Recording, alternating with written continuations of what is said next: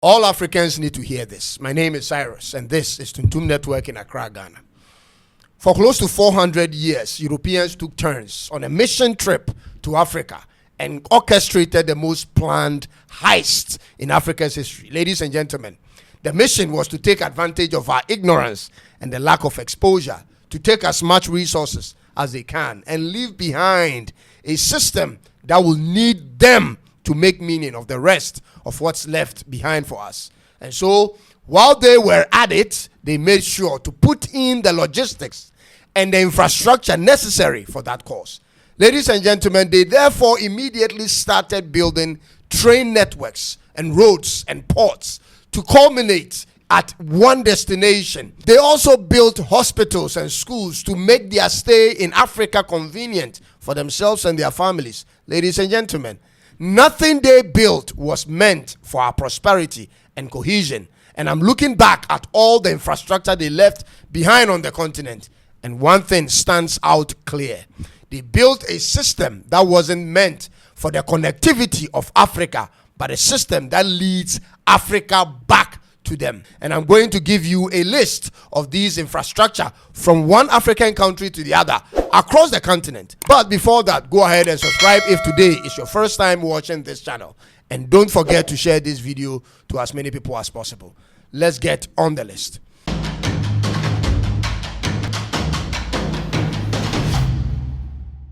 According to history, the first train system built in Africa was done by the British in 1856 in Alexandria in Egypt. It was built to facilitate the movement of goods and troops between the Mediterranean and the Red Sea. Ladies and gentlemen, the first railway in sub-Saharan Africa was built in South Africa by the same British in 1860 from Cape Town to Wellington. The primary purpose was for transporting goods from the hinterlands to the port at Cape Town. One by one, the colonial roads and railways from Accra to Kumasi in Ghana, Lagos to Ibadan to Kano State in Nigeria, Freetown to Bo in Sierra Leone, and Nairobi to Mombasa, Kenya were all built for one purpose: to move goods and soldiers from the mainland to the ports and vice versa. Almost every African country has these types of trains and roads and port networks left behind except for Ethiopia. And like I said earlier, the roads all head for outside of Africa. Ladies and gentlemen, this was the orchestration done by the European colonizer, and since then has continued with us till today, even after independence. We, the African people, forgot to build railways and roads to connect our countries and cities, and therefore we struggle to trade among ourselves till this day. All our exports head towards the sea and to the west, just as our colonizers taught us. Currently, Africa's internal trade is under 20% of all goods shipped, whereas trade between Africa and Europe is between 60 and 70%. Based on this long-standing system of trade with the West, it has made it difficult and sometimes unsafe to trade among ourselves as Africans as compared with the ease of shipment to overseas. Ladies and gentlemen, this didn't start today. This has been the case from the very moment independence was attained and the white man had to return home. We have since chased after the white man with our gold, our diamonds, our timber, our cocoa and cotton, because we don't even know what to do with them.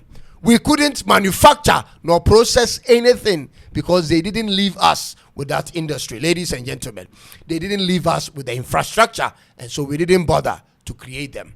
We inherited this structure, and for many decades, no leader has attempted to tamper with it until recently. We have instead become fearful of our neighbors. Our borders are super tight towards our neighbors. A total of 23 African countries share the coastline of the Atlantic Ocean.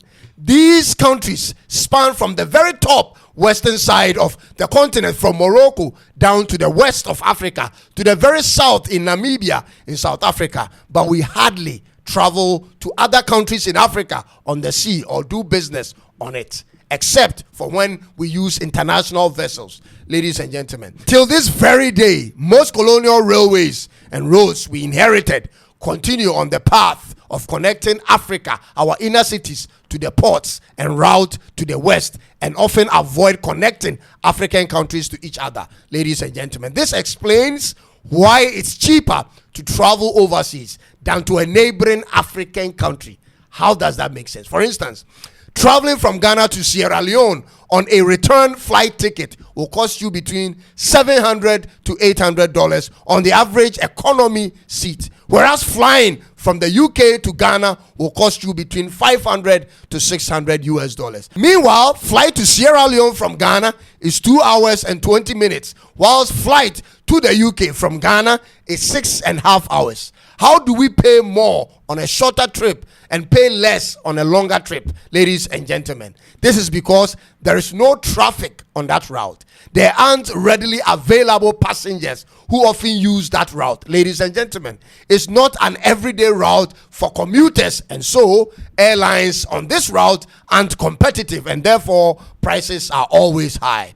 This also makes even courier prices via flight across Africa extremely expensive as compared to prices to the Western world.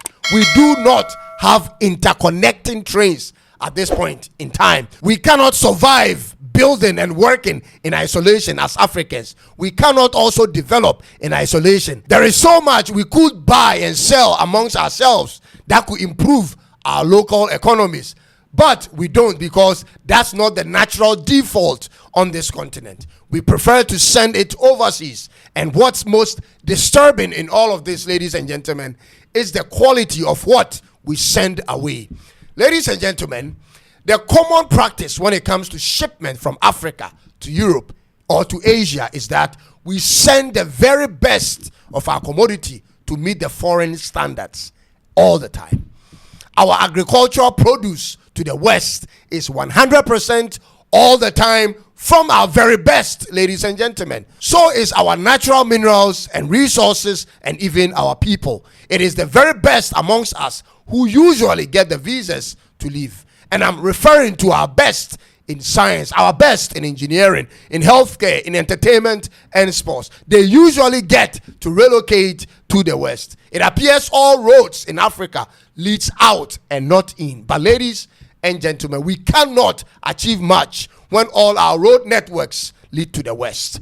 Sometimes it's surprising to see an African product on the shelves of a European or an Asian supermarket, but unknown in other African countries. Very, very strange.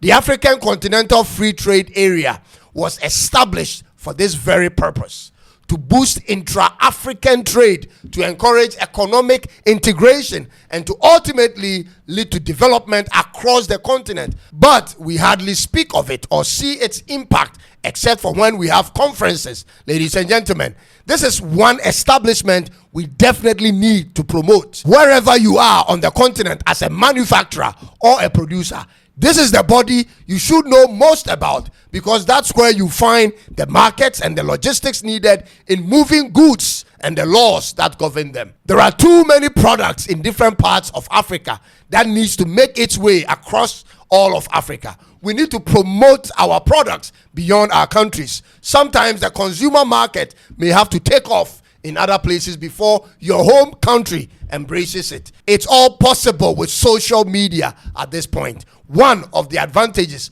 of the AfCFTA is to eliminate tariffs on 90% of all goods traded within Africa. And so we have to explore all these opportunities as producers or manufacturers for a bigger market. If America's tariffs are a problem for you, look towards Africa. We need to think continental with our services, ladies and gentlemen. We need investors in the transportation industry across Africa. We need train connections and ferries and ships to move people and goods across Africa. This continent needs to explode in a direction that will connect us and not lead us away. Africa is the next big thing, and it will begin when we direct our resources and our attention to it. Let's rise up and get rid of all these phony leaders and start on a new trajectory, ladies and gentlemen. We can do it. And I want to thank you for taking time to watch this video and for all the support that we get. We appreciate your coming back and for your comment, and we'll see you in the next one. God bless Africa, and I say it's bye-bye for now.